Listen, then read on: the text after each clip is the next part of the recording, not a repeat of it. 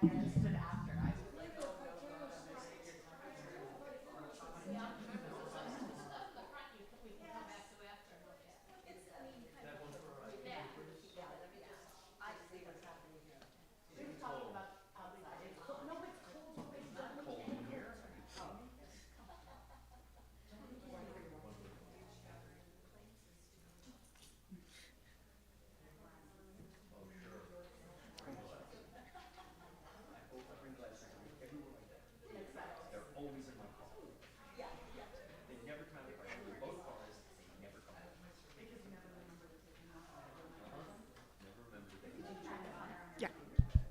Yeah. Okay. Can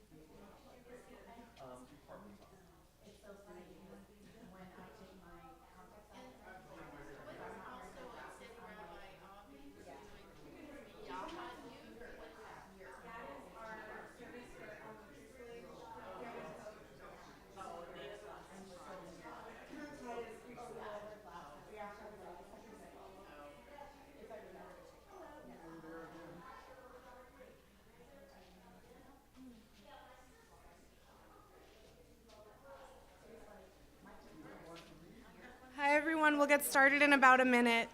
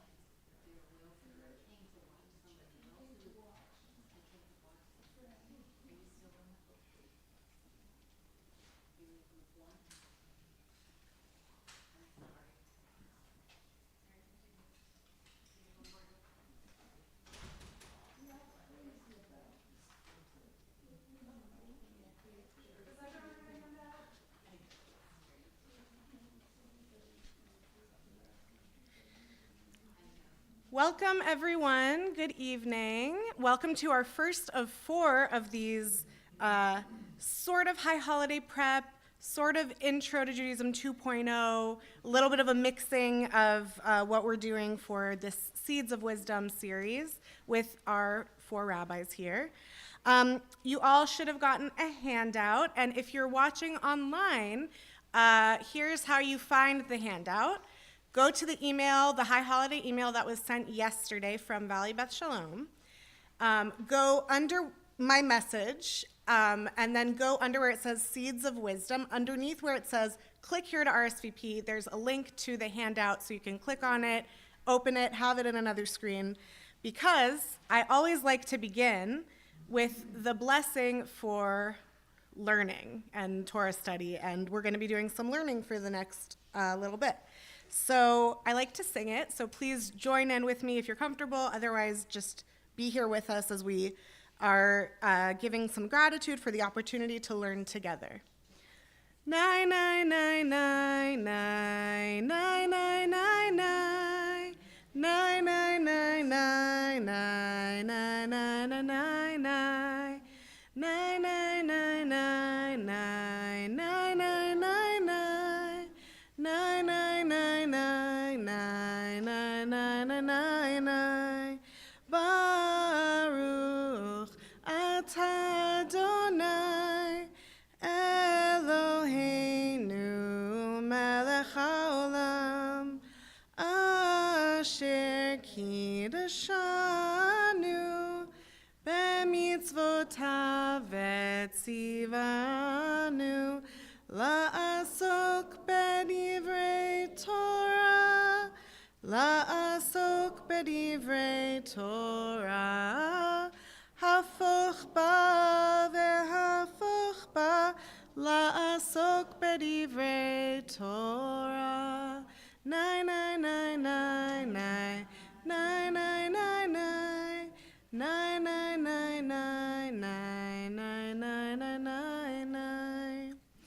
So as this is the first of 4 series getting us into the mood for the high holidays, we thought we'd start by exploring the Jewish year and the sacred rhythms that make up the Jewish year.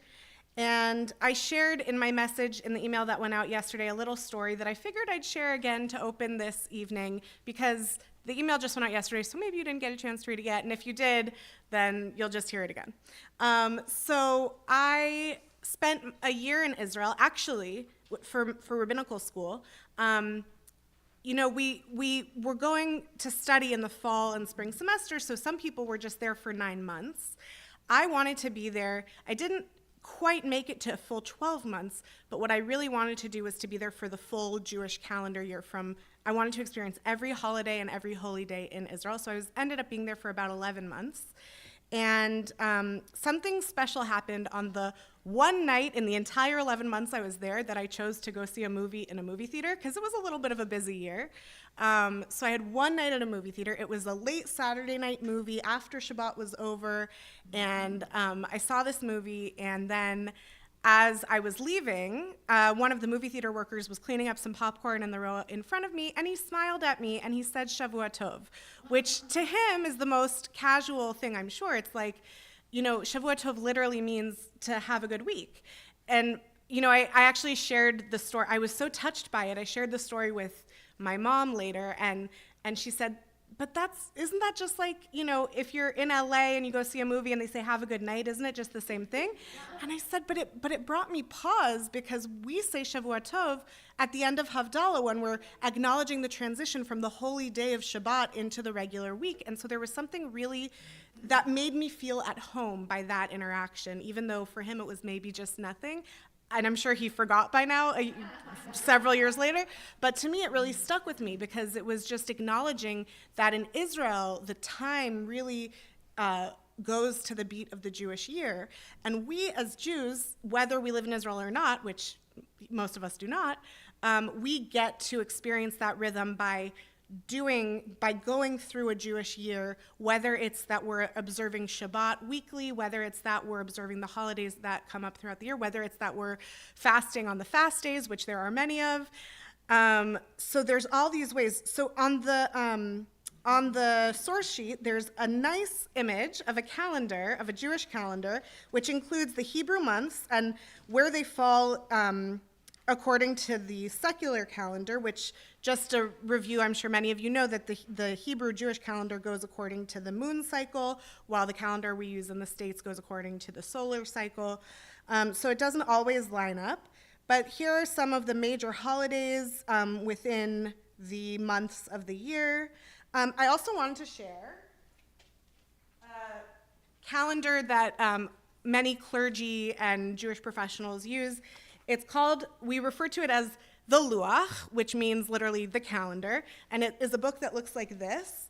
And in it has every Shabbat and every holiday, the time Shabbat or holidays begin, what Torah we read, what the rituals are, if there's something different in the prayers. So here is a reminder about what to do in the Amidah until Pesach. This is a really helpful book that a lot of Jewish professionals use to help you get all the information you need when you're thinking about how you're spending time Jewishly. So I just wanted to share this Luach with you all if you hadn't seen it before. A new one comes out every year. There are other books that have this kind of information that go for many, many, many years. I've seen some of these books, they're incredible, but we just need one book per year works for me. So I wanted to share that book with you. So I wanted to start by acknowledging what New Year means in Judaism. So before we turn the page over, I want to ask, we're approaching a new year, what comes up, what images come up, or what thoughts come up when you think about a Jewish New Year? What does a Jewish New Year mean to you? Or what does just a New Year in general mean to you? We have New Year, very secular experience of New Year that goes from December 31st to January 1st. We have our Jewish New Year that's approaching of Rosh Hashanah. What does a New Year mean to you? If anyone, yeah. Hope for a fresh start. Hope for a fresh start, yeah. That's great. It's new, so we can renew ourselves when we have the opportunity to reflect and renew. Yeah. Any other things? Yeah. Hope for the best and look for the good. Yeah. Looking for the good of the year that was and hoping for the best in the year to come. Any other thoughts on what a new year or a Jewish New Year means to you? Yeah. I always think for my kids, it's the world's birthday. Yeah. So it's a celebration. Yeah. Thank you. So that is a good segue into what I want to start with exploring. So the Jewish New Year that's approaching, Rosh Hashanah, is acknowledged as the world's birthday or the conception of the world. So it's the world's birthday, the New Year of the world. And in the Mishnah, we learn that we actually have 4 Jewish New Years, each for a different purpose. It says, Arba Roshei Shanim Hem, and it lists the 4 different Jewish New Years. So we all know the one coming up is on the 1st of Tishrei, the first of the Jewish calendar year, which is the New Year of the world. It also, if you see on the sheet, I'm going out of order, but it says 1st of Tishrei. It's how we count the years. So when it's the 1st of Tishrei, we count a new year. And it's also for sabbatical cycles, and it's the time we go into judgment. It's the time we go into the 10 days before Yom Kippur, and we're going to stand before God in judgment, and ourselves and our fellows, and that's the 1st of Tishrei. Then we have another new year, so that's the cosmic new year. We have another new year, which is the 1st of Nisan, which is actually in the Torah Nisan is referred to as the first month. So it's different in the Torah than how we count months in the modern Jewish and Israeli experience. But the 1st of Nisan is understood to be a political new year. It's for kings and festivals, and it's known as the New Year for the Jewish people, and it commemorates when we became a free people upon the Exodus from Egypt. So that's our Jewish peoplehood specific to us. It's our particularistic New Year. While Rosh Hashanah, even though we call it the Jewish New Year and really only Jews celebrate Rosh Hashanah, it's still what we call the global New Year, like you said, the birthday of the world. Then we have the 1st of Elul, which is actually coming up sooner than the 1st of Tishrei, which is the New Year for tithing of the animals. I'm sure we all are ready for the tithing of the animals. There's a debate in the Mishnah if it's the 1st of Elul or really the 1st of Tishrei, but we go according to the thought that it's the 1st of Elul. And the way we can understand it is it's the economic New Year. So it's when we in our secular world pay our taxes, or there's also, I know in some organizations there's like the calendar year and the fiscal year and all that. So it's that kind of thing. And then we have either the 1st or 15th of Shvat, which is the New Year for the trees, or the birthday of the trees, Tu B'Shvat, which is the environmental New Year. Now in the Mishnah we learn, according to Beit Shammai, it is the 1st of Shvat. According to Beit Hillel, it's the 15th of Shvat. We go, in this case, according to Beit Hillel, as we often do, and we celebrate it on Tu B'Shvat. So there's 4 Jewish New Years, and I have a couple questions for group discussion about this. And so the first question I have is, why would we as a people establish 4 New Years? And what does this say about our understanding of time, or our understanding of Jewish life, or our understanding of human life? Why have 4 New Years rather than just the one? January 1st is enough of a New Year for that calendar, so why have 4? Why would we have 4? Any thoughts? Yeah? Oh, did you? I think it's probably a recognition that people are not stagnant. Mm-hmm. And personalities are not stagnant, and life certainly is not stagnant. And that's, obviously, from the time immemorial, the sun goes up and then, the whole cycle of things. And so being part of the cycle, develop into that sort of thing. Yeah. And recognizing it as a personal thing is very Jewish. Yeah. So it's more cyclical than it reminds us that we're in this cycle of change and growth. And But then I think that you're in the cycle, but then having these commemorative moments, if you will, allows you then to Mm. And what your part is, and take kind of an ownership of being part of the change. Yeah, that's beautiful, yeah. It helps us take ownership of the change, yeah. No, that's beautiful, thank you, yeah. There's not only one, you don't only start something new at one time of the year. Like, you can start new things all the time. There's always the opportunity for change and growth. Yeah. So I think it shows that that doesn't only have to be at one specific time, but look at all these times that new things start. Yeah. And that you can start anew anytime that you feel that you Yeah, thank you. And when you were saying that, it made me think of, because all the opportunities we have throughout the year for change, there's 4 New Years. There's also, it doesn't line up neatly, because what in Judaism does, but there's 4 seasons and there's 4 New Years, and maybe there's something in the number. I mean, Judaism loves the number 4. Maybe there's something in the number of 4 of 4. There's 4 quarters to the year, 4 times where we reflect on this specific kind of change. I always used to look at the planners that I would buy during the school year. And you could either buy a planner for the school year cycle, or you could buy a planner for the calendar year cycle, kind of like how the Jewish year and the secular year don't line up now. So sometimes I was buying a calendar that started in August. Yeah. And sometimes I was buying a calendar that started in January. Yeah. So there's all sorts of different things that start at different times. Do you want to repeat what people say when you take the mic? Oh, that's good. There's another mic. Let's do that. Thank you. Yes. Thank you.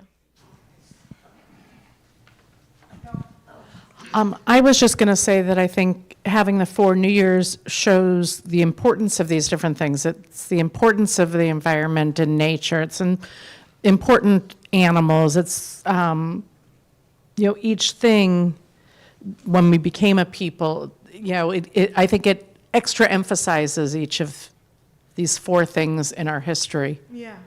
Thank you. Yeah. Yeah. It gives us the opportunity to reflect on each of these elements. And celebrate. Yeah. Yeah. Thank you. Yeah. Hi. So I can't remember the name of the author, but there was a book who divided the holidays according to the agricultural circle versus the shepherd cycle. And so almost like moon and sun. So the small and then the large. So that it reflected our history as a people, starting out as shepherds and then becoming, people who tilled the land. Yeah. So does anybody remember the name of that author? It was a long time ago. I don't know that though. But Yeah, it's wonderful because then you see how the customs reflect those holidays. And so the 4 holidays for the new year is reflected in that. I'll have to try to look it up and Okay, yeah, let get us back to know. you. Thank you. Yeah.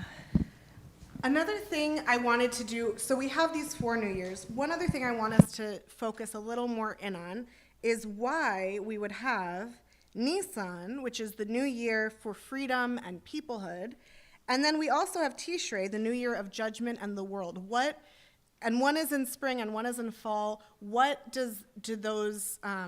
How do those 2 New Years specifically interact? Because I think those are the 2 biggest ones. I mean, we do celebrate Tu B'Shvat, the tithing of animals, less so. But, yeah, did you have a thought? Yeah. Thank you. So with the one in Nissan, maybe, it's, birth of the people and celebration and growth and whatnot, but there's also responsibility that comes. And so perhaps the Rosh Hashanah and Tishrei is the responsibility, and we need to accept our role as, people and human beings and, responsibility, Yeah. basically. And accepting that there's judgment, but also we need to reflect and we need to atone and we need to take responsibility. Yeah, I love that. I think the theme of responsibility can be a thread to both of those. And we can think about, since in Nisan we're celebrating our peoplehood, what's our responsibility to each other within our people? And then the Tishrei New Year, the New Year for the world, what's our responsibility to globally to other people in the world with us? Yeah. I kind of thought that, so one is looking at freedom and one is looking at our relationship to God. Mm-hmm. And so freedom in a roundabout way, kind of like how one side could look at the free will aspect and one side could look at the less than free will aspect where there's an actual divine being that plays a part and kind of they're both opposing but also related in our freedom versus what we're tied to and what we're responsible for, I guess. Yeah. And what God is responsible for versus what we are. That's beautiful. And I think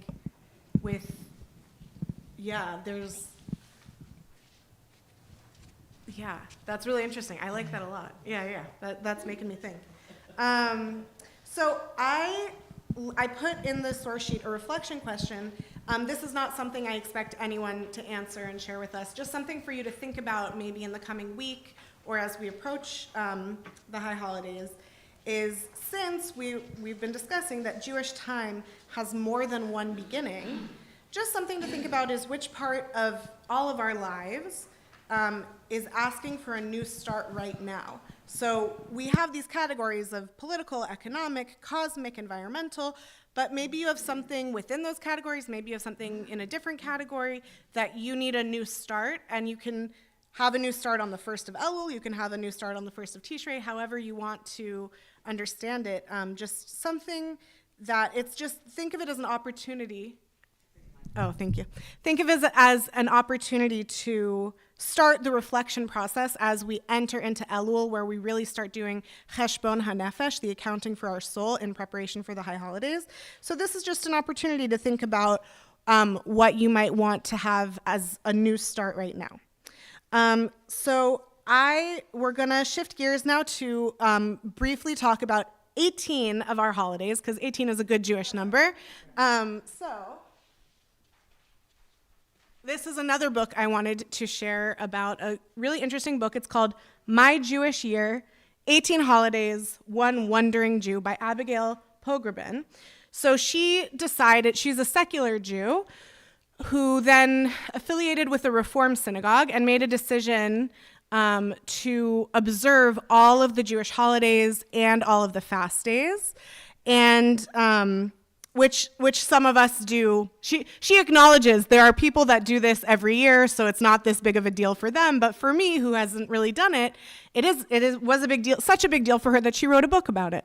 And in the introduction, she shares she knows so many rabbis. There were like so many rabbis in this book. And one rabbi, as I put on the source sheet, one rabbi, Erwin Kula, poses to her a question that guided her throughout her year-long undertaking of celebrating all the holidays, all the fast days, which is, what is the yearning to which the holiday is a response?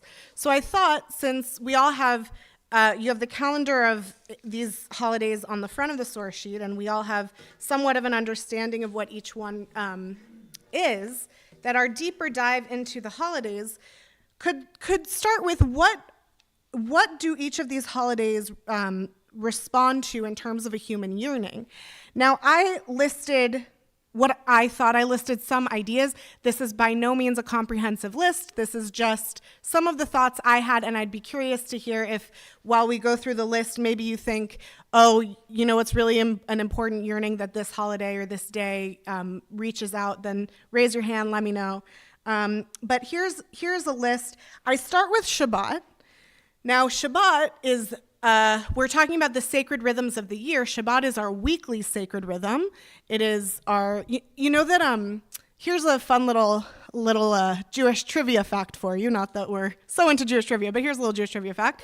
When a holiday falls on Shabbat, it is customary to first wish when you're greeting someone, to first wish them Shabbat Shalom before wishing them Chag Sameach, happy holiday, because we put there's a higher priority to what we do every week over the thing that we do once a year. Even though all the holidays are super important, Shabbat is very important. The only thing that trumps all the like Shabbat is more important than anything rule is Yom Kippur. So I thought I'd start with Shabbat. So Shabbat, in my estimation, responds to a yearning for rest, presence, and wholeness. And we're going to, oh, yes. If that's the case. Yeah. Oh, wait, one sec. Microphone. Okay, if that's the case, then why don't we blow the shofar on Shabbat? If what is the case? If Shabbat is most important, even more than Yom Kippur, how come on Yom Kippur? No, Yom Kippur trumps Yes, Shabbat. yes. So why don't we blow the shofar on Shabbat? Like If it's Yom on- Kippur. If Yom on Kippur Rosh is on, Hashanah, on Rosh or if Hashanah. Yom Kippur is on Shabbat, you don't blow Yeah. the shofar to end Yom Kippur, right? Right. So that goes to the laws about instruments on Shabbat, which is highly debated amongst movements. And we here do use instruments on Shabbat, but we don't blow the shofar out of respect of that was a custom that we didn't do. So piano, guitar, all of that we're okay with, but not shofar. Yeah. Right.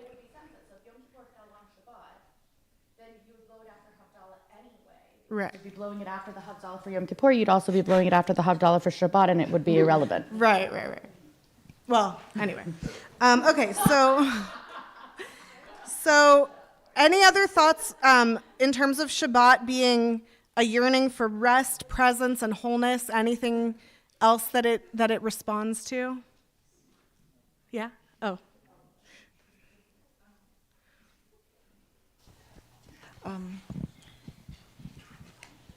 I see that it's under Shmini Atzeret, but Oh, yeah. for me, I think of Shabbat as a time to reconnect with divine. Absolutely. Yeah. I think that's definitely on there for sure. It's also a separation in a way. You kind of remove yourself from all your daily concerns and rhythms. And it's a truly different space. Okay, so separation, connection with God, absolutely. Okay, then we have Rosh Hashanah, which responds, according to my estimation, to a yearning for renewal and rebirth. And I think we talked about renewal, that one of the first things that came up when we were talking about what a new year means to any of you, renewal came up. So renewal and rebirth. Rebirth, of course, recognizing the birthday of the world. I'll just keep going through the list, but if at any time you're like, oh, also this, just raise your hand. So then we have Yom Kippur, which responds to a yearning for forgiveness and return. We have Sukkot, which responds to a yearning for shelter, joy, and trust. Any other thoughts on Sukkot or Yom Kippur? Yeah? I think Yom Kippur is a time for forgiveness, but it's also a time like we do with the atonement. Yeah. In other words, we're atoning, but we're giving opportunity for others to come toward us. Right. Because you become open for that. And so it's much more, well, I don't know. For me, it's not so, yes, I reflect, obviously. But I also am open to more people reflecting also. Yeah. Does that make sense? Yeah, it's a two-way street. Yeah. I don't know if it makes any sense I at think all. so, yeah. No, it does. It's kind of similar to what I was thinking, that also there's a need for understanding, and not just a new understanding, understanding. but also understanding of others, understanding of yourself, understanding of God, understanding of Yeah. the world. Yeah. Openness and understanding, yeah. I'm stealing it from you. And I was going to say for Sukkot, Yeah. yearning for nature. Yearning for nature, yeah. Because So we're when living you're, in nature. yeah, you're in there, you're hanging, apples and fruit from your sukkah and, Yeah, fall, changing of the season. right. Thank you. Connect you to nature, yeah. This goes back to the Yom Kippur. Yeah. You listed yearning for forgiveness and return. Yeah. Baby Jew here. Return to where, or return Good from question. where? So the word for repentance in Hebrew is teshuvah, which also is a word for return. So it's this concept that's connected to repentance, but it's like was said about all the relationships, returning to self, returning to relationship with others, returning to relationship with God, returning with that sense of openness that you mentioned, that it's returning to who I want to be, which I think will be a little potentially unpacked more in, is it next week's one of these? Rabbi Feinstein will talk about can people change? So I think return will be explored more in that of like returning, but I think returning to who I want to be is that, yeah, return, yeah. Well, I think you have to have a sense of honesty about yourself. You have to come with a sense of, when you say who you are, you have to be really honest with who you are. Right. And not just the good, the bad, but the Right. good too. Right. Oh, yeah. Yeah, thank you. Okay, so now we're at Shmini Atzeret, which was mentioned in connection to the yearning of Shabbat, but in Shmini Atzeret, yearning for intimacy with God. Now, Shmini Atzeret is one of those holidays that gets the least love, one of the least amounts of love. In Israel, actually, Shmini Atzeret and Simchat Torah are celebrated on the same day. Here we get 2 days to celebrate. So one day is Shmini Atzeret, one day is Simchat Torah. And Shmini Atzeret, this yearning for intimacy with God, is at the end of Sukkot, God says, wait, don't go yet. I want to spend a little more time with you. And there's something really beautifully intimate about that connection. That's, how we give it its own day, is that it's just spending a little more time with God. So it's like the tail end of Sukkot, and it's this extra day at the end of Sukkot that gets its special classification. But don't we read, I guess where I went to temple, it was like the last reading was on Shmini Atzeret. And then you re-roll the Torah and then For read the... Simchat Torah, yeah. Right. Yeah. So then, So it's like the end and the beginning. right, Simchat Torah, we end and then we start. That's because we separate out Shmini Atzeret and Simchat Torah, but some places that celebrate them both at the same time will do that. But I mean, there's a Yeah. meaning to Right, that. And right. And also it's where the circle joins. Yes. Talk about return. Right. So that takes us to Simchat Torah with a yearning for joy in learning. We are called the people of the book, and we read the same book year after year after year. And we have that day on Simchat Torah where we finish the book and we start it over and hope that we learn something new every year in that book, in our holy book. Then we have Hanukkah with a yearning for hope and light, and probably a lot more yearnings in Hanukkah, because maybe a yearning for, I didn't write this down, but because it doesn't go into a neat one-word thing, but yearning for peace between ourselves, because Hanukkah has a whole civil war underlying it, but hope and light, I think, is a little easier to access, so I put that down. Time of the year. Yeah, And literally lighting up your room, your world, to looking up. yeah, in the darkest time of the year. Yeah, thank you. Tu B'Shvat, which we've learned is one of our Jewish New Years, we have the yearning for growth and rootedness, which is, the play on words of trees being rooted, and so we want to be rooted like the trees, and we want to grow like the trees, and we want to connect to the environment.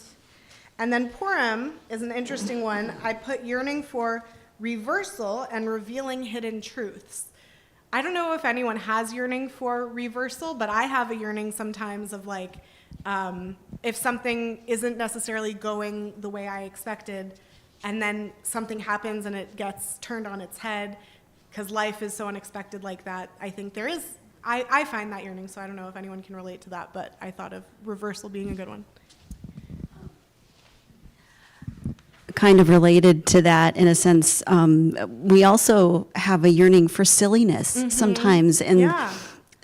not in a meaningless way, but sometimes people need to be silly, and there's a little bit of a profound need in that Yeah. somehow, and I think Purim is a very healthy way to experience that silliness in Yeah. a meaningful way. Yes. And I like playfulness. A yearning for playfulness and silliness, that's, I think Purim has taken a whole different look here. Right here in this minion here, Yossi Dresner, Matt Rutta literally led the Megillah, yeah. with Yossi sitting there, and it was packed in here. You couldn't get anybody else in. And I think Purim will take a whole different meaning in this congregation, especially all of us who were so connected to Yossi. Yeah. Literally sitting in here, being part of it and watching it happen. And a few days later, he was gone, but he was here Yeah. in his wheelchair. Right. And maybe it's just touching us who knew and loved him, and he made such a difference in so many lives. Yeah, thank you. Amen to that. May his memory be for a blessing. I agree. Sitting right here Yeah, totally. So, last time I saw him. yeah. Okay, so after Purim comes Pesach, and like we said in the new year of the 1st of Nisan, of course, Pesach coming a little after that, we have the yearning for freedom and peoplehood, which we explored a little bit, what that means. Then we have counting the Omer, which is not necessarily a holiday, but I thought was significant to put in here because it's the counting between Pesach and Shavuot, and it's a significant way that we mark time throughout the Jewish year. And mentioning Yossi just then, he had his Omer calendar sitting right there, so we could turn it every day and know what day of the Omer we're in. And there's a yearning in the Omer for spiritual progress. The Kabbalists really took the counting of the Omer in a direction that I find to be deeply meaningful, in putting different character traits of God, connecting them to the weeks of the Omer and the days of the Omer, and we could explore in ourselves when we go through the Omer those character traits in ourselves.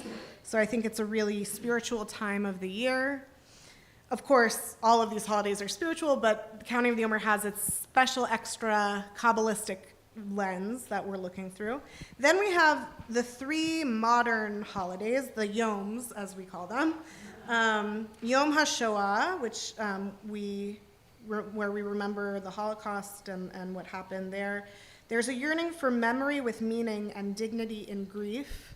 And I think as time moves forward and we are losing more and more of the Holocaust survivors, I think Yom HaShoah is ever more important to do memory and dignity and all that. Yes. I'm just wondering if anybody thinks, and it might not be for a long time from now, but if similar to a Yom HaShoah holiday will be commemorated for October 7th. Yeah. And I absolutely hope they do, and I hope it is done. But the thing is, how would it be done? Like because Yom HaShoah is commemorated across denominations, across, not just in Israel, but everywhere in the world. And it's something that everybody, I think, holds on to, that memory. And I'm wondering how we, as Jews across the spectrum will be able to commemorate October 7th, and it might be 5, 10, 20 years from now. I don't know, but I'm just wondering if anybody else, so you thought that, if anybody else has thought of that? I think it's just because every year, like, I'm thinking, we're very close to it now, aren't we? And so are we going to do another big thing? Probably something. Right, And on I the think it'll just anniversary. be like that every year. We'll just keep honoring it, and then it'll just become a de facto But holiday. it's kind of like in America, I mean, 9/11 to me, I still always think of Yeah. everybody on 9/11. Yeah. And even though it's been, what, 22, 23 years now, Yeah. whatever? So maybe it's Yes. something like that, Yeah. It's where like that. It's it'll be just- like, On our minds, yeah. It'll just happen.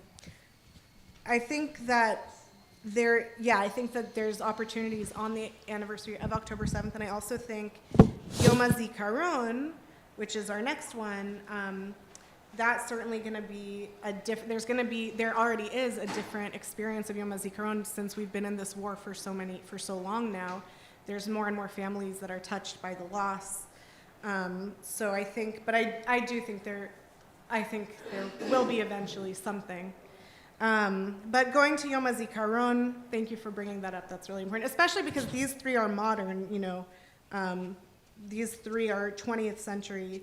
So there can be a new one for 21st century. Yeah. Commercial. Yeah. We will have, not on October 7th, because October 7th is still Yom Tov of Sukkot, but on October 8th, we will have an October 7th commemoration program here. Thank you. More info to come. Okay, thank you. Infomercial. Yeah. So Yom HaZikaron, I put a yearning for belonging, safety, and collective memory. It's sort of connecting with Yom HaShoah memory with meaning, but also the safety of we have the ability to protect our own as best as we can. Yeah. What others have brought up and what occurs to me is that all of these are significant in the sense that they are reminders and that our memories go all the way back to, millennia. Yeah. And we revere and reread the Torah that was written, nobody has the exact date. Right. But that's not the point. The point is that we are a people who have our history is so very, very important. And the only way to keep history important is to reveal it in the memory. Therefore, all of the holidays are reminders of our history that will trigger the memory, and you build your own memories for every one of the holidays, the way you're going to celebrate them. Does that make any sense? Yes, thank you. There's a book we read in rabbinical school called Zachor, and Zachor means memory, and it's about how we are a people that we stay alive through our memories and through passing down our memories from generation to generation, and it's different than the modern academic category of history, and it's the Jewish memory is one of the things that invigorates and holds us as a people. So that's a really good point. But like someone said that September 11th. Yeah. I have friends that were in the tower and, got out and whatever. And to this day, that's still a memory Right. for all of us. Of course. Yeah. Because if you knew anybody or whatever, that was just so shocking. Yeah. Or the death of the president or things like that. Right. Those don't just get pushed aside. Right. They're part of Yeah. the history. Yeah. Right. Thank you. Thank you. So one more Yom we have, Yom Ha'atzmaut, Israel's Independence Day. We have a yearning for home, for sovereignty, and for Jewish self-determination. So that's a big modern holiday. And then all these Yoms happen during the Omer, and then we get to Lag BaOmer, where we have a yearning for resilience. It's again another story where we can, we rise up and try to fight for our existence.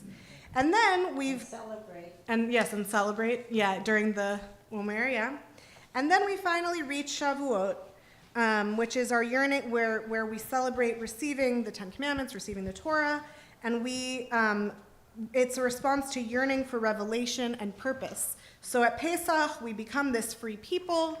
Now at Shavuot, and part of the connection of the counting of the Omer, why we're doing this, is we finally reach our purpose and we get, the instructions of, okay, we're free, that's great, now what? So now we get to the now what in Shavuot. And then our two most recent days of commemoration are Tisha B'Av, which is the second fast day I have on this list. I didn't mention the other ones, but we can talk all about the minor fast days another time. But Tisha B'Av, we have a yearning for healing from loss and exile. And then we have Tu B'Av, our Jewish Valentine's Day, as we say, with yearning for love and connection. So those are the 18 holidays I wanted to focus on with the yearnings. Any additional thoughts on this before we do a deep dive into two of them? Slichot. Oh, Slichot. Yeah, as a time of self-reflection. Yeah. And coming to terms with yourself and others. And Yeah, Slichot is preparing for Yom high Kippur, holidays. yeah. Yeah, that's an important time as well. Well, make it number 19, Slichot. Yeah. I'm sure there's also 20 and 21, all the fast days. Any other thoughts on this list of yearnings? And You said 4 of them were New Year's, though. Which are the ones that are New Year's? oh yeah, so Just repeat the question, because. oh yeah, he wanted to know which of these are New Year's. So Tu B'Shvat is a new year. That's the new year for the trees and the environment. Rosh Hashanah is the new year. That's the first of Tishrei. That's the new year of the world. The first of Elul is not on the list because we don't really tithe animals anymore, but what we still acknowledge it as what we used to do. And the first of Nisan is connected to the holiday of Pesach. So, okay, so we are going to, so each of these holidays, we could do a whole evening diving into each one of these days. The two I wanted to focus in on are Shabbat and Rosh Hashanah. Shabbat because, like we said, it's our weekly rhythm. We do it the most. And Rosh Hashanah because it's coming up and it's what we're preparing ourselves for, Rosh Hashanah and Yom Kippur. So with Shabbat and as I put, the yearning for rest and presence and wholeness and all the other things that you all added, I wanted to look at the prayer of Vishamru, which is what we say. We say it Friday night. We say it on Saturday for Kiddush. And so Vishamru has elements of this rest, this presence, and this wholeness within it. So I just wanted to go through the text of Vishamru. So first of all, we have, let's see, the very last word of Vishamru. It's you might be familiar with the tune of Vishamru that, Veshamru v'nei Yisrael. So the rabbi I grew up with at Adad-Ariel, Rabbi Rothblum, he wrote that tune, just so you all know. Some people think it's a tune from Sinai, but it's from Rabbi Rothblum. Not Sinai Temple, like people say like Sinai. Anyway, so the last word of Veshamru is that God shavat vayinafash. God rested, and vayinafash is translated as God was refreshed. But what's interesting about the word vayinafash is it comes from the word of nefesh, which is a Hebrew word for soul. And so it's this soul replenishment that God is doing that we can mirror. So how do we, so here's, now that we're doing this deep dive, I want to invite us to do a little bit of chavruta chatting. So I'm going to ask a question for each of these categories, and you can turn to your neighbor, or if you're in a row by yourself, you can turn to the people behind you and answer this question, because there's something beyond. It's like step one of Shabbat is to stop working. If you can do that, amazing. But then there's a step beyond stopping to work, and it's what can I do to refresh my soul? What do I need on this day of rest that will really refresh me? So turn to a chavruta, your neighbor, the person behind you, in front of you, and discuss briefly these two questions.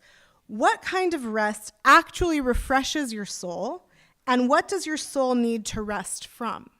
So take like a couple minutes to discuss. I know you can get as personal as you wish. There's always this phrase that I like to say, which I learned from when I worked at Theater Dybbuk, which is complete honesty is not the same thing as full transparency, or no, not transparency. I always get this quote wrong. Complete honesty is not the same as full disclosure. That's what it is. So share what you would like with your neighbor about what kind of rest actually refreshes your soul and what does your soul need rest from. Take a couple minutes. And if you're watching, think about these questions as well.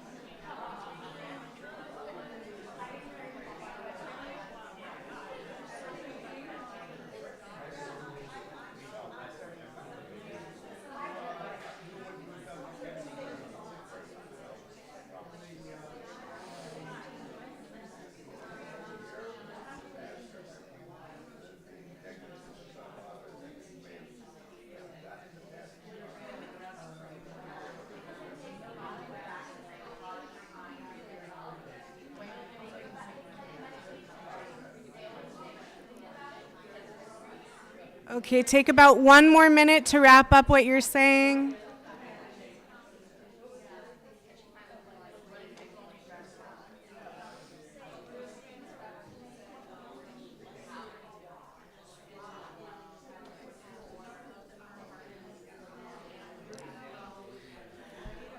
Okay, thank you. Let's come back together.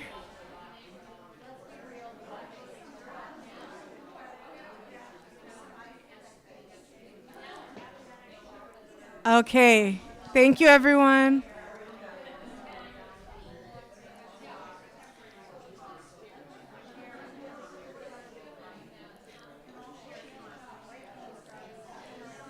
Okay, let's come back together. If anyone wants to share with all of us, I want to give you that opportunity, but you also don't have to. Yeah. Okay. We're going to come back together. If you want to share something that came up in this, for any of you, if you want to share, feel free. Also, you don't have to. This is, yeah? We were just talking about how... Wait, you guys, we're coming back together now. We were talking about how we refresh our soul by maybe going for a walk or a dip in the pool and just kind of laying there and trying to empty our minds of all the craziness of the week, which is not easy. Yeah, and I think there's something to be said for the physical act. There's something that physical that connects to the spiritual, that like we're a whole being, body and soul. That's beautiful. Yeah. Thank you. Does anyone else want to share something that came up for them? Oh, yeah. I was thinking it's like a break from worries of the week, and then kind of like after Shabbat, it doesn't seem as important as it was. You were making a mountain out of a molehill type of thing. Shabbat brings that beautiful perspective when we refresh our soul and take a break from our worries. It gives us that perspective of what's really important. Great, so we're gonna have plenty more opportunities to chat with each other, and then we'll keep coming back together. Did you want to add something? You want to know what we talked about? If you want to share, you don't have to. I don't care, I'll share. So what really relaxes me, it's what I just came back from. I was in Maui, Hawaii, and to me, that is my happy place. That is my happy place, and I can, if I can go as often as I can go, that is just, I am so relaxed there. But when I can't get there, then the second choice is getting a good massage. And that I can do here. Yeah. And that's relaxing me. And why do I need to do this? Well, I have an older daughter who moved back home, and there's a whole story about that. But anyways, but I'm surviving. So you could get a massage in Maui, and then, but the massage goes back to something physical. There's a physical, connection when you get a massage, or you take a walk, or you dip in the pool. And then Maui, first of all, that's a vacation as always. Any vacation you can get away from your routine can refresh you.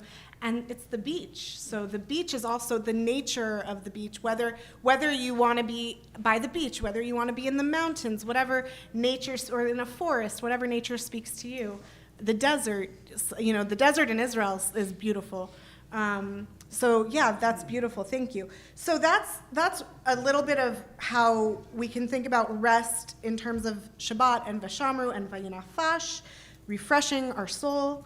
Then another yearning I said that Shabbat responds to is presence. So in Vashamru it says, Beini uven b'nei Yisrael oti leolam.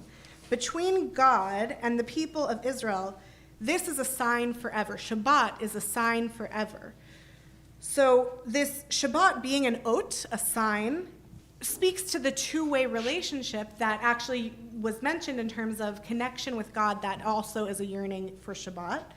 So another question you can share with your neighbor is this. How does unplugging, in whatever way you may choose to unplug, unplugging doesn't just mean from technology or that kind of thing, but it could mean that, or lighting candles, or blessing over wine, any of the Shabbat rituals that you may do or that you may have done, how does that help you feel more present with yourself, with others, or with the divine? So you can share that with your neighbor for a couple minutes. How does unplugging, lighting candles, blessing wine, do any of the Shabbat rituals help you feel more present? Or maybe what you were just sharing about how you refresh your soul, maybe that helps you feel more present. Share briefly with your neighbor, and we'll come back together in 2 minutes.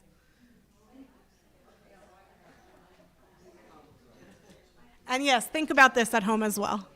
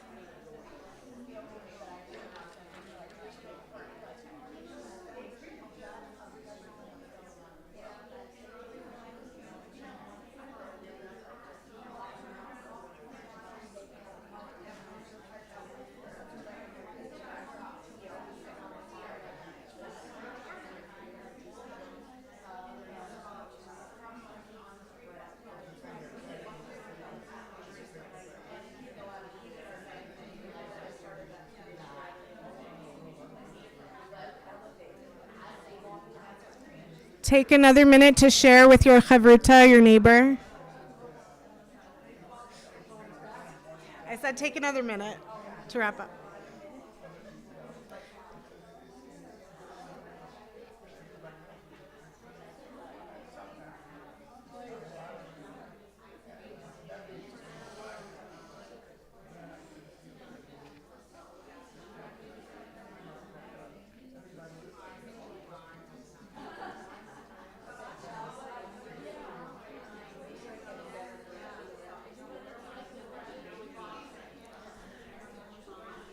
Okay, let's come back together.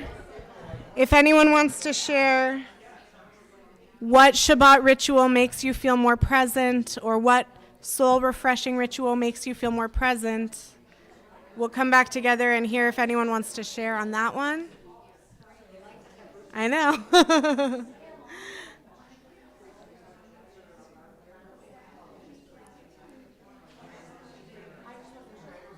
Oh, yeah. Yeah. We're coming back together. So, anyone want to share a way you feel present, connected to Shabbat or? For me, it's really the lighting of the candles, because I do take the effort, now that I have one, to put my prayer shawl over my head. And it really, the light and that sense of being encompassed with something is really what makes me feel so present in those moments. So. That's beautiful. Thank you. You said you wrap in a talit. That's beautiful. And also, I'm just thinking, like, the act of striking a match, you have to be present when you strike a match. It's just like our bodies know that. There's something that makes you present in the presence of fire. So thank you. Yeah. Okay, so the third piece of what I said Shabbat responds to in terms of our yearning is wholeness. So in the Vishamru it says, Ki sheshet yamim asa Adonai et hashamayim ve'et haaretz, uvayom hashvi'i, as we discussed, shavat vayinafash. For 6 days, Adonai labored over the heavens and the earth, and on the 7th day, Adonai rested and was refreshed. So Shabbat completes the week. It's a goal to reach. You know, it's funny because hopefully, you know, whether you're working, whether you're, you know, in school, whatever your routine may be, I hope for all of us that we have good weekdays, that we get through the week, and that there are good. Obviously, life is full of every good and bad, but I hope that overall our weekdays are good. But there's something just propelling us towards Shabbat. There's like, also, I have a big Orthodox family, and so I grew up listening to like Uncle Moishi. I don't know if anyone's familiar, but there's all these like upbeat songs about, and also we do it here with the preschoolers, the upbeat songs about Shabbat. Like, I got that Shabbat feeling, and there's just all this excitement about getting to Shabbat. So Shabbat becomes this goal every week, and this rhythm, this weekly rhythm of like, we are trying to reach that day of rest. Whatever, like you were mentioning, in terms of our worries are put to the side. We just get to be present. And we get to be whole. So this wholeness, this idea that God created everything, the world was whole, the world was complete, and then God could say, okay, now I'm done for the week. I can be refreshed, I can be present, I can be whole. So it could be that during the week, some of us might feel whole. It could be that on Shabbat we feel whole. So I'm curious for you to share with your neighbor, Chavruta, the last Shabbat question, which is, when in your week, when in your year, is there a time where you feel the most whole, the most integrated, the most aligned? And are there things that get in the way of that maybe during the week? And how do you move past the barriers to wholeness? So what makes you feel whole? Is there a time of week, a time of day maybe, or a time of the year where you feel especially whole? You know, I have to say, and I may have mentioned this in the holiday Intro to Judaism holiday class. We shouldn't pick favorites, right? But people often ask me, as a rabbi, what's your favorite holiday? And funnily enough, I often say, this is a little fun fact about me, but I often say Yom Kippur, because for me, in the stretch of the year, there's something about Yom Kippur that makes, I'm just sharing my own personal answer to the question I just posed, but there's something about Yom Kippur that makes me feel especially whole, that there's something through the act of teshuvah, the return, the repentance, and the coming together, everyone coming together in the community. We're going to have how many thousands of people here? Right, we're going to have a lot of people here, and just being in community and knowing what it means to not be alone in this spiritual work, there's just something that makes me feel so whole about Yom Kippur. So I think that's why I often will answer the question, what's your favorite holiday, as Yom Kippur, even though they're all super important and all of them have their place, but if I had to pick. So if you want to share with your neighbor, take 2 minutes, your chavruta, what makes you feel whole, whether it's a time of the week, a time of the year, maybe it's not connected to time, maybe it's another person, maybe it's my dog also makes me feel whole. So anything like that, share with your neighbor chavruta for a couple minutes, and then we'll come back together.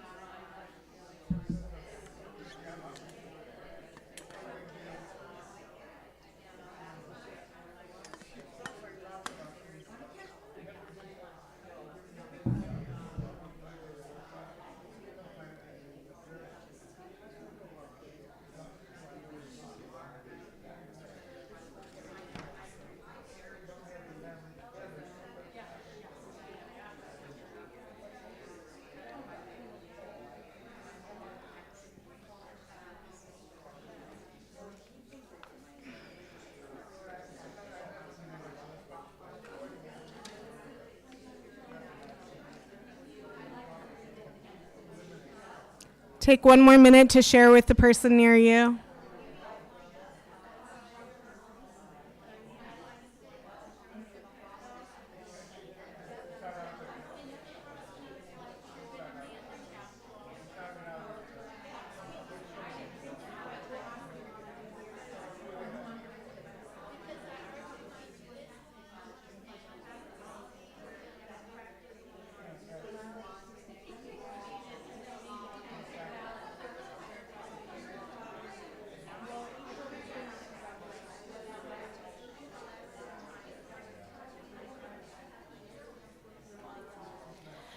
Okay, let's come back together. Let's come back together as a whole community.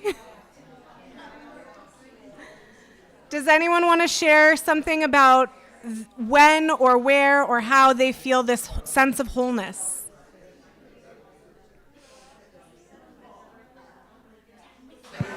Who does? Oh, yeah.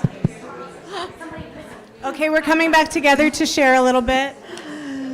So we were talking, and one thing that makes me feel whole is most days, even if I'm not having such a great day, I'm able to find some small joy, just even if it's tiny, and that makes me feel whole. It's very rare that I say that it's a terrible day from start to finish, and I think the ability to find even just one small thing, even when it's just horrible otherwise, finding some small joy somewhere makes me feel whole inside. That's beautiful. And thank you. I'm obviously going to connect it to Shabbat as well, because another thing about Shabbat is that we say there's like oneg of Shabbat, that we have to find our pleasure on Shabbat, what brings us joy, the oneg, the delight of Shabbat. Thank you. Did someone, there was a hand over here, did you? Yeah? I'll give a plug out for Cantor Baron on Tuesday morning. Oh, yeah. Meditation? The right? meditation. Meditation, yeah. Meditation definitely. I go too. Yeah, you echo that. Yeah, meditation is a great way a great pathway to feeling whole, that wholeness. Thank you. It's another Shabbos during the week. Yeah. Just to repeat that, Cantor Baron says it's another Shabbos during the week. That's beautiful. That's beautiful. Yeah, and anybody can join. Yeah, that's great. I was just going to say, being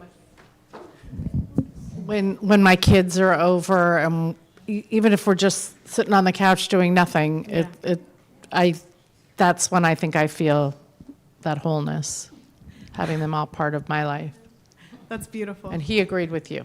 Oh, good. That's beautiful. We all did, but Yeah. just an extra thing. Thank you. Yeah, that's so beautiful. I just heard somebody talk about the meditation on Tuesday morning. I've tried Yeah. weeks to get in on that Zoom. Oh. There's a Can't do new it. link. I have no way of getting into it. I've tried every which way. Oh. Call us right before, I've we'll even help gone you. to the office and talked to them, and they went. Yeah, if there's some way I can help, if there's some way I can help. with Well, we that. might need to look into that. Thank you for letting us know. Okay, thank you. Okay, so we're gonna move now. I want us to do one more deep dive into the yearnings, a deep dive into the yearnings of Rosh Hashanah. So the two I said were renewal and rebirth. And the lens of prayer I want to look through for Rosh Hashanah is Hayom Harat Olam, which we talked about. It's the birthday of the world, which is often how it's translated. So rebirth, when I was thinking of rebirth, it made me think of Hayom Harat Olam. Now, the way Hayom Harat Olam is translated is different in every machzor you look at because people want to get poetical, and it can mean today the world came into being. I believe the machzor we use here, that's the translation or maybe not actually, I take that back. There's many ways to translate it, but some say today the world came into being. Some say today the world was born. Some say today the world was conceived, which is the most literal translation. And some say today the world is pregnant or pregnant with possibilities or all of that. So Harat, Hayom Harat Olam, Harat literally means conception. So it's a birthday, and it's this cosmic womb moment. And the world is in labor, and we, as the people of the world, every year we come to Rosh Hashanah, we are being born anew. So it's all of our birthdays.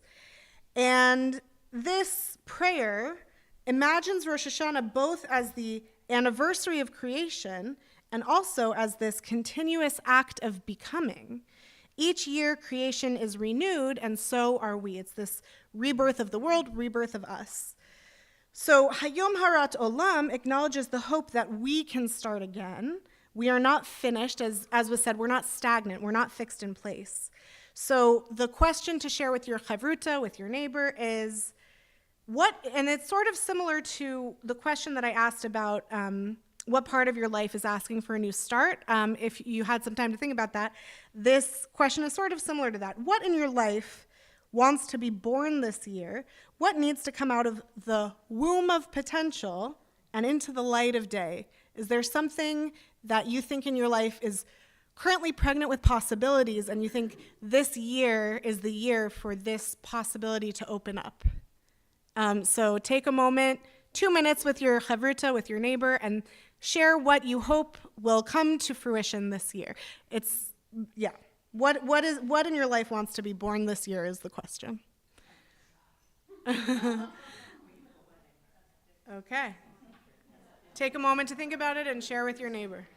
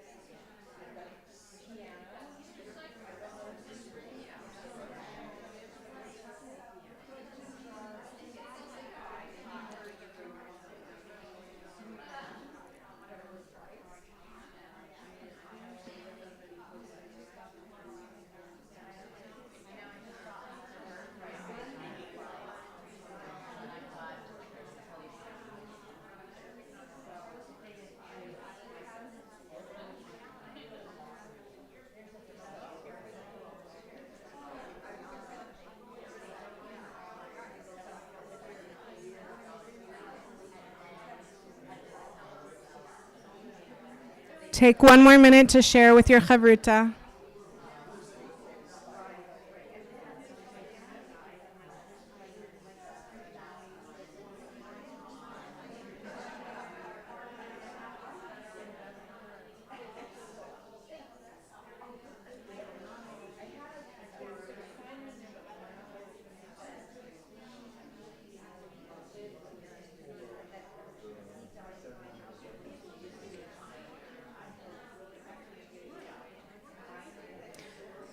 Okay, let's come back together. Does anyone want to share? Does anyone want to share what they're hoping will be born in this new one of 4 Jewish New Years? Let's come back together. Oh, I'm sorry.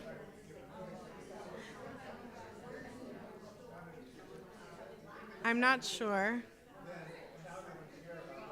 People are finishing up. Yeah. Does anyone want to share? And it's okay to not. It's okay. Oh, yeah. Okay, great. Yeah. I would. Yes, seriously. I was just going to say to keep learning more things, new things, more cultural things. We're going to India. Ooh. And so just to be open to that new experience and new culture. Oh, that's beautiful. And there's something about going to India that makes me think of the Maui comment of just going somewhere else can bring this whole birth of possibilities. Yeah, Like, you don't, just eye-opening. Right, it's eye-opening, and you don't know what within you may change when you're there, and Right. that's really beautiful. Have a great time. When are you going? October. Amazing. Oh, After that's the soon. holidays. That's soon. That's great. Yeah. Does anyone else want to share something they hope will be born in the new year? And if not, I'm glad you were able to share with each other. Oh, yeah? Health. Health. Health for all of us. Amen, amen, amen. Amen. Thank you. That's good health. Good health. Yes. Amen. Okay, so rebirth was one thing, and it's sort of similar but a little different, renewal. So what is renewal? And in Hayom Harat Olam, the second line is Hayom Ya'amid Bamishpat. On this day, God makes us stand in judgment. So Rosh Hashanah gives us an opportunity to be raw and vulnerable. It's the day of Din or Mishpat, it's the day of judgment. And this prayer, when it says that we're standing before God in judgment, expresses how vulnerable it can be to stand before something greater than ourselves. And when we go through this judgment, we have this yearning for compassion from God. And it's not a punitive judgment, it's hopefully transformative judgment. It's a compassionate, transformative judgment. And we're asking, please let the truth of who I am come out in a way that leads to compassion and transformation. And so the final question to share with your chavruta, with your neighbor, is the last question. We were a little forward-looking. Now let's look to our past. Have you had a time, an experience, when you stood in front of something greater, maybe God, maybe in a Jewish context, or maybe you had a moment of truth, and in Jewish context or not, and you hoped to be seen for who you might become and not only who you were? So that's or, maybe just a time where you felt that feeling of standing before something greater than just yourself. It could be that feeling that you get when you're in community.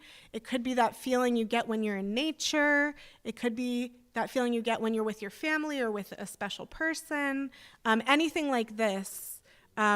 Take a moment to think about a time you stood in front of something greater or had that moment of truth and you were ready to stand in the truth of who you might become, who you might transform into, and share with your neighbor, your chavruta, for 2 minutes.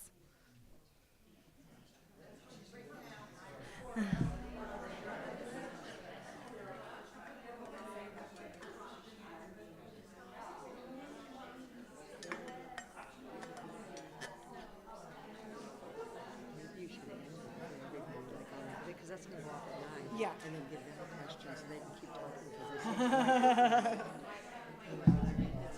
yeah, it's such a nice way you set it up. Yeah, I have a closing blessing. Yeah.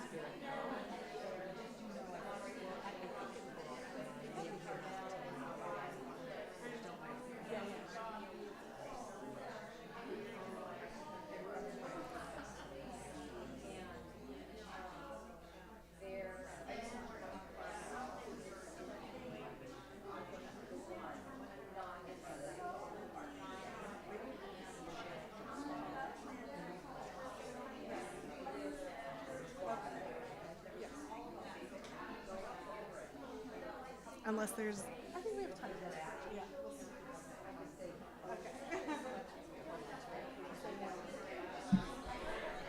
Take one more minute to share with your chavruta, and then we'll come back together.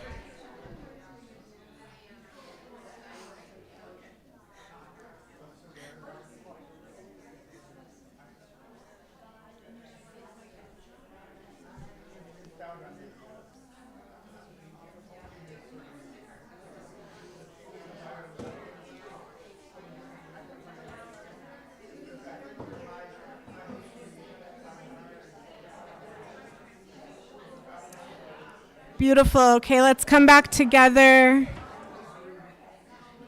And we have one more opportunity to share with the group if you want to share what was just discussed. Yeah?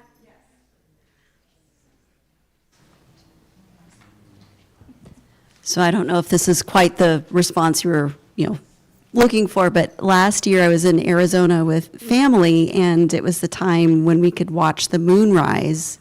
So we saw the moon rise, but then we stayed in the backyard, and where they live in Arizona, there's not much city light bleeding into the sky. So we could see so many stars and parts of the Milky Way faint, so faint, and we could see a satellite moving across the sky, and it really does make you feel minuscule. And it's beyond enormous to just, and you feel like you're inside the sky. Wow. And just it is an awesome feeling. Yeah. That's beautiful. And I love the imagery Don't give it of to the me. moonrise as we're talking about our lunar calendar as well. I love that imagery. And that's that feeling of, especially when you're in nature outside of the LA light pollution and you see the stars and you realize we're a part of, we're so small.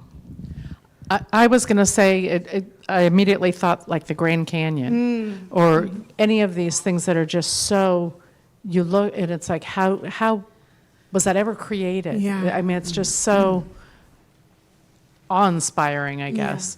But my husband said sunrise over the Sahara Desert Oh, wow. Oh, that's, was pretty, wow. seeing it come up is like the moon. yeah. It's- I love all these images of creation and nature, especially as we're entering into the new year of the world and of creation. And these are beautiful images, yeah. And I was going to say, even the birth of a child. Yeah. I mean, it's been a little while for me, but Yeah. but still, Thank it's you. something Oh, you yeah. never forget, and Yeah. that first look is like Yeah. you can't even comprehend it. Yeah. Yeah. The miracle of birth is something else. Yeah. I was just sharing the glorious experience of being in the redwoods and seeing the sun shine through as if God was coming into the picture. It's so awe-inspiring. They're so big and they're so huge, and it's you can immediately become very serene in that environment. Yeah, thank you. I think of it, they flash in my head often. That's such a beautiful imagery, and there is something so holy and spiritual. It is about holy. it. It was holy. Yeah. It was really holy. Thank you. Thank you so much. Oh, one more. Okay, this is different, and I hesitated to share it, but when I thought about something that I stood before that was so much bigger than myself or everything, I know it's weird to say this, but October 7th really was a time of transformation for me, for the Jewish community, for my perspective, from everything, from the surprise and the suffering and the and the reaction of the world, and not that I ever felt separate from being Jewish ever, but it is so much more. I just feel called to really, it's bigger than I can even talk about out loud. Absolutely. But really, I know it's not this beautiful thing, and I've experienced those, but this seems to be the biggest thing I've ever, in my life. Tragedy can definitely do that, and especially everything we've been through as a people, with the most recent being October 7th, is a really powerful reminder that there's, right. We're living in powerful times. When you talk about October 7th, my husband and I were literally flying from Berlin to Amsterdam when October 7th happened, and we looked at our phones and we're going, and Alan goes, Bonnie, something's going on in Israel. I go, what do you mean something's going on? And remember the time difference, we were in Europe. Right. And then we got to Amsterdam and turned on international CNN, and we were like, oh my God. The next day, we had our reservations to go to the Anne Frank house. Wow. And we were like, do we go? Do we not go? And I said, we have to go. We have to go. And if they have security there, if you've ever been to Amsterdam, there's lots of security no matter what. But just the whole thing of this was October 8th. Yeah. And we were at the Anne Frank house Wow. and trying to find out what's going on in Israel and everything.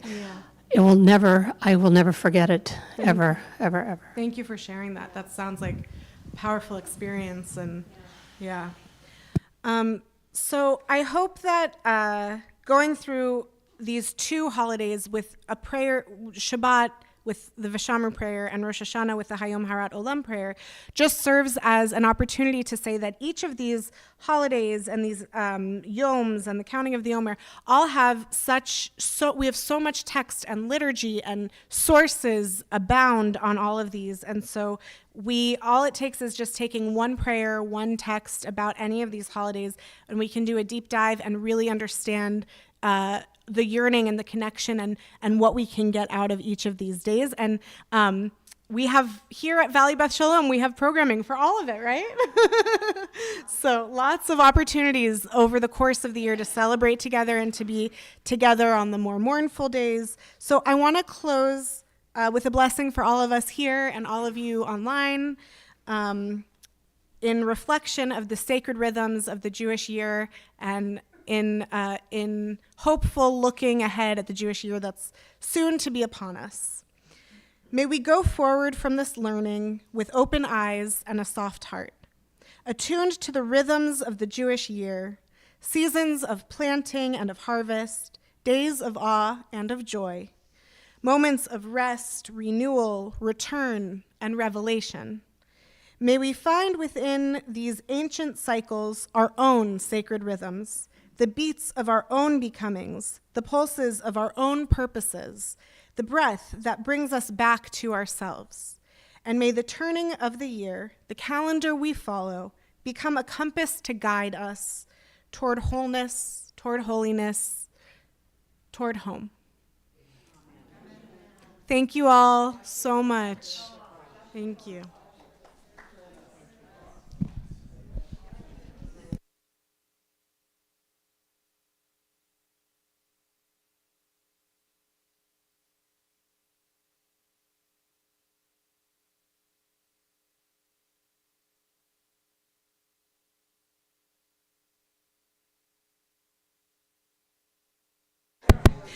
You can take the handouts with you, and also next Wednesday, just one quick announcement. This is happening for 3 more Wednesdays at 7:30, and are they all in Shulweiss Chapel? To be determined where they will be, but come for the next for the rest of our series. Thank you. Have a good night.